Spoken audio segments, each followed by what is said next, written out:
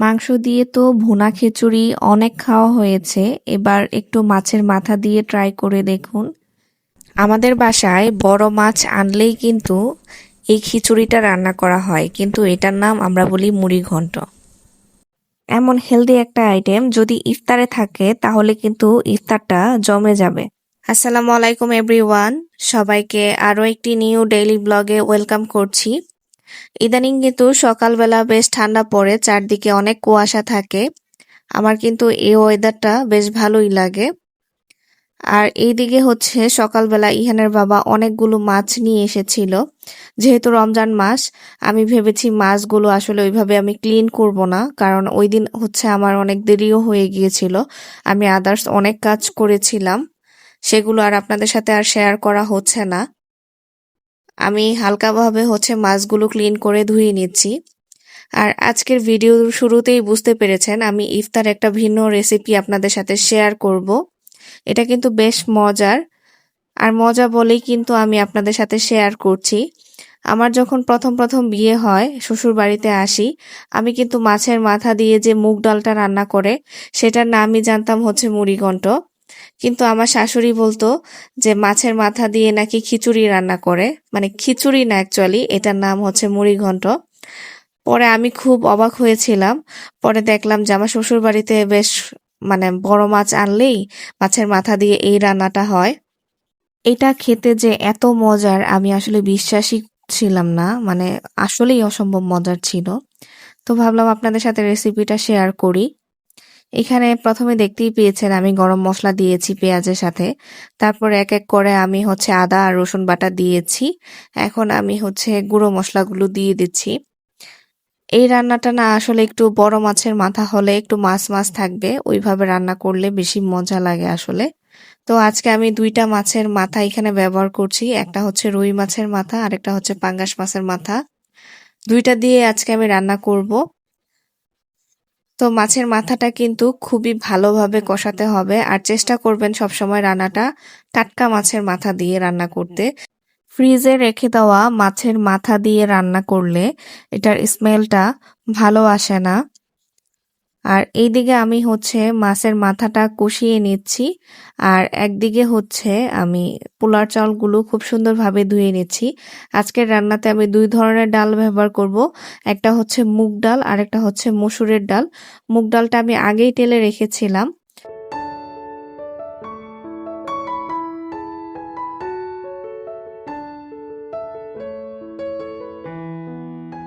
আমি অফ ক্যামেরাতেই মাছের মাথাগুলোকে খুন্তি দিয়ে ভালোভাবে ভেঙে নিয়েছি।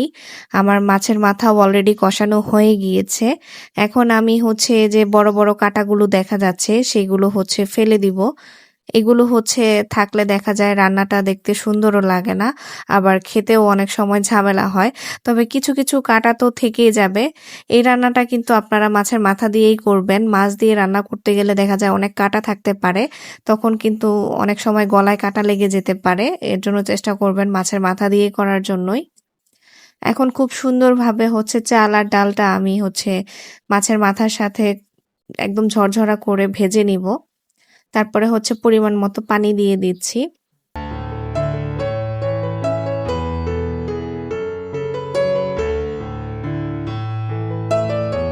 ইফতারে আমি ভাজা পোড়াটা অ্যাভয়েড করি, আমার হাজব্যান্ডও ওইভাবে খেতে চায় না।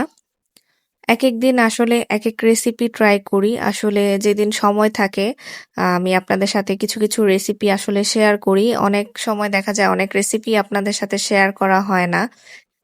আর এখন আমি হচ্ছে তরমুজটাও কেটে নিচ্ছি। আজকের ইফতারের মেনুতে হচ্ছে এই খিচুড়িটা থাকবে, আর সেই সাথে হচ্ছে ফ্রুটস হিসেবে তরমুজটা থাকবে।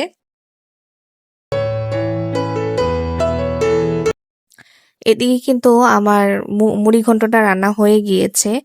এটার যে এত সুন্দর একটা স্মেল আসতেছিল, মাশাল্লাহ খুবই ভালো লাগতেছিল।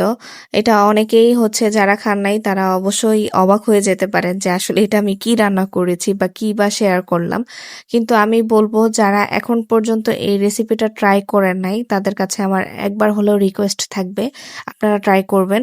যদিও আমি আজকে ফার্স্ট টাইম রান্না করেছি, কিন্তু সবসময় দেখেছি আমার শাশুড়ি মা কিভাবে রান্না করতো, তো আমি সেভাবেই ট্রাই করেছি। আলহামদুলিল্লাহ খেতে কিন্তু ভীষণ মজার হয়েছিল। আর আমার হাসব্যান্ডও বলছিল ওইদিন যে আসলে মুড়িঘন্ট রান্না করার কথা। পরে আমি ভাবলাম যেহেতু মাছগুলো ফ্রেশ নিয়ে এসেছে আর মাছের মাথাটা দিয়ে এটা ট্রাই করা যেতে পারে। আমি আসলে ভয়ও পেয়েছিলাম যে আসলে রান্না করতে পারবো কিনা, মজা হবে কিনা। পরে দেখলাম যে না, যাক ভালোই হয়েছে। তো এই তো আজকের ইফতারের মেনুতে ছিল তরমুজ আর হচ্ছে এই মুড়িঘন্ট আর হচ্ছে সাথে হচ্ছে কুকনি নিয়েছি।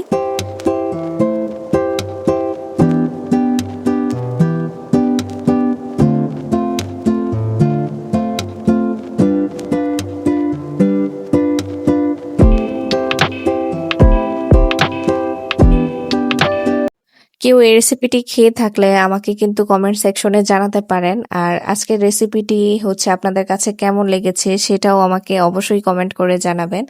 যারা এখন পর্যন্ত আমার ভিডিওটি কন্টিনিউ করছেন, প্লিজ আমার ভিডিওতে লাইক দিতে ভুলবেন না। আর আমার পাশে থাকতে চাইলে আমার চ্যানেলটি সাবস্ক্রাইব করে আমার সাথেই থেকে যেতে পারেন। সারাদিন আসলে রোজা রাখার পর আমাদের শরীরটা কিন্তু অনেকটাই ক্লান্ত হয়ে যায়, তাই আমি বলবো সবসময় হচ্ছে এই ভাজা পোড়া না খেয়ে একটু মাঝে মাঝে হেলদি রেসিপি ট্রাই করবেন।